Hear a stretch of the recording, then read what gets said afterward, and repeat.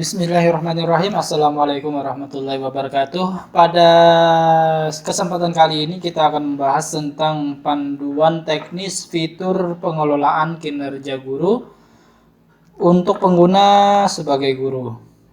Baik, kita jelaskan dulu. Pengelolaan kinerja di PMM adalah alat bantu yang memudahkan guru menentukan sasaran kinerja yang lebih kontekstual dengan kebutuhan satuan pendidikan dan pengembangan karirnya demi peningkatan kualitas pembelajaran murid. Pengelolaan kinerja guru terdiri dari 3 tahapan, yaitu 1. Perencanaan, 2. Pelaksanaan, dan yang ketiga adalah penilaian. Tahapan pengerjaan pengelolaan kinerja. Pada tahap perencanaan yang pertama, pada tahap perencanaan, guru hanya perlu fokus meningkatkan kinerja pada salah satu indikator rekomendasi berdasarkan capaian rapor pendidikan yang telah terintegrasi di PMM.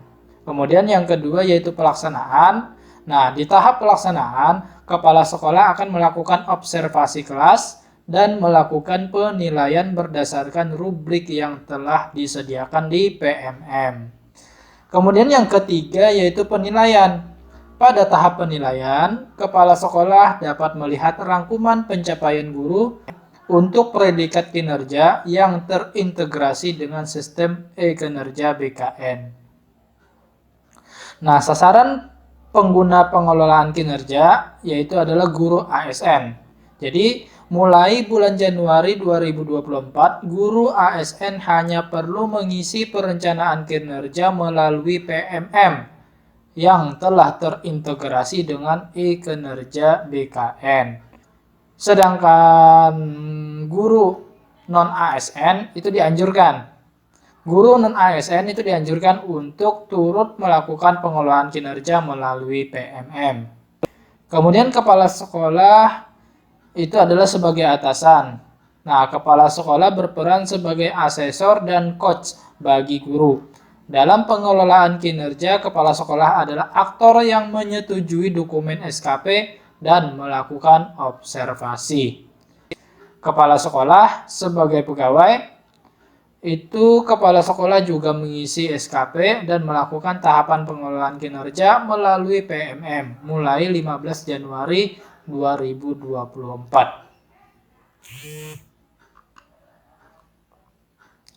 Halaman beranda pengelolaan kinerja. Seperti ini halamannya.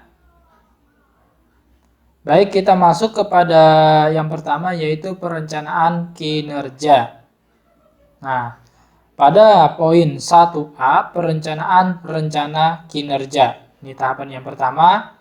Nah, yang pertama kita klik dulu mulai untuk mengisi perencanaan Anda. Untuk mengetahui lini masa pengelolaan kinerja dapat dilihat di halaman beranda ini.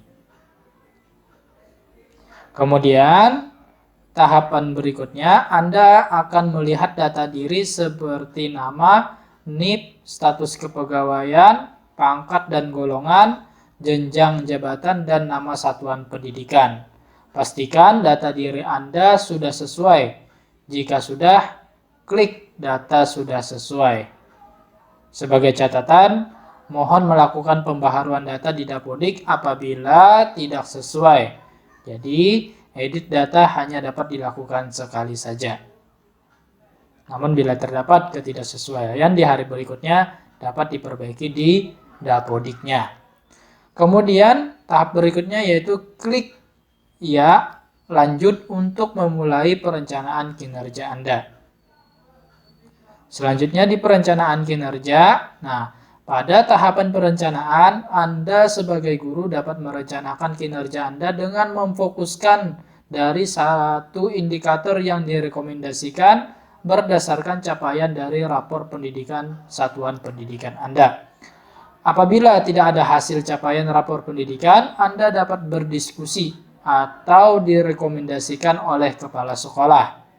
Perencanaan kinerja terdiri dari pertama praktek pembelajaran, 2 pengembangan kompetensi, 3 tugas tambahan, 4 perilaku kerja, dan yang kelima rangkuman. Ketika di praktik pembelajaran ini, berarti kita sudah masuk ke halaman perencanaan kinerja. Nah, tahap pertama yang perlu dilakukan adalah memilih indikator yang diprioritaskan untuk peningkatan kinerja kita. Rekomendasi perencanaan kita didasari dari hasil capaian rapor pendidikan satuan pendidikan kita. Jadi di sini pada poin keempat ini klik rapor pendidikan satuan pendidikan kita untuk melihat hasil capaian. Nah, selanjutnya silahkan yang di tahapan kelima ini klik aja ke sistem rapor pendidikan untuk melihat hasil capaian yang lebih komprehensif dengan masuk ke platform rapor pendidikan.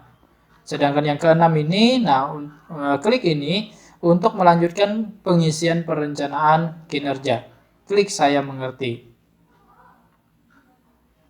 Kemudian di tahapan yang berikutnya yaitu kita dapat mengklik lihat indikator lainnya untuk melihat rincian lain indikator yang direkomendasikan untuk perencanaan kinerja kita. Nah, selanjutnya di tahapan perencanaan kinerja ini, di poin 8 ini kita dapat pilih salah satu indikator yang direkomendasikan atau kita dapat memilih indikator lainnya jika merasa kurang sesuai. Kemudian terakhir yang ke-9, klik ke pengembangan kompetensi. Nah, Anda dapat menyimpan pengerjaan dengan klik simpan draft dan dapat diteruskan di lain waktu. Jika ingin menunda pekerjaan kita, silakan simpan draftnya dulu. Nah, selanjutnya di pengembangan kompetensi. Nah, pada halaman pengembangan kompetensi ini, kita akan mengisi rencana hasil kerja atau RHK. Perlu diperhatikan, terdapat minimal poin untuk rencana hasil kerja kita. Total poin yang perlu diajukan minimal 32 dan maksimal 128 dalam satu semester. Nah, di sini kita yang di poin 10 dulu, pilih rencana hasil kerja sesuai dengan yang ingin kita tingkatkan. Kemudian lanjut ke tahap 11 ini, pilih beberapa target kuantitas yang ingin dicapai. Kemudian masuk ke tahap 12 yaitu untuk menambahkan rencana hasil kerja, klik tambah ini. Bukti dukung berbeda-beda tergantung dari RHK pilihan. Selanjutnya, pada tahap ini akan muncul tambahan kotak untuk kita mengisi kembali rencana hasil kerja. Pengisian dilakukan sama seperti RHK pertama. Klik hapus untuk menghapus RHK kita.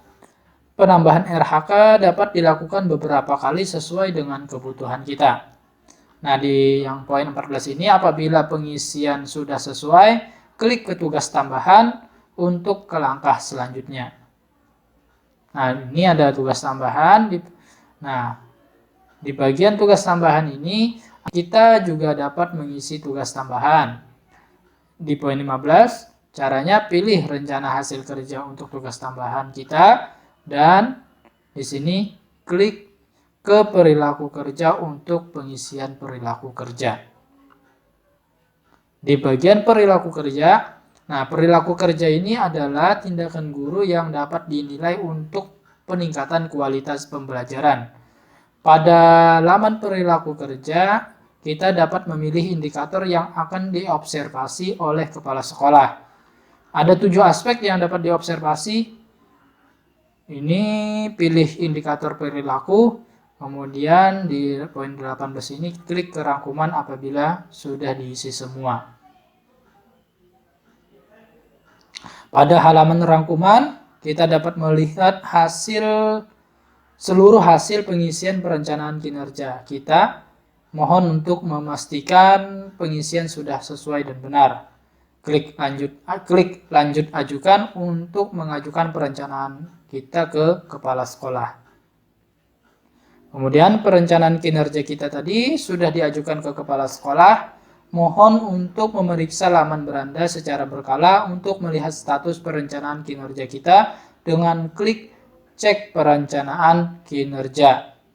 Harap menunggu persetujuan rencana kinerja kita dari kepala sekolah. Nah, itu tahap yang di poin 1A ya, nanti kita lanjutkan di poin tahap yang kedua A, yaitu tentang menyepakati rencana kinerja.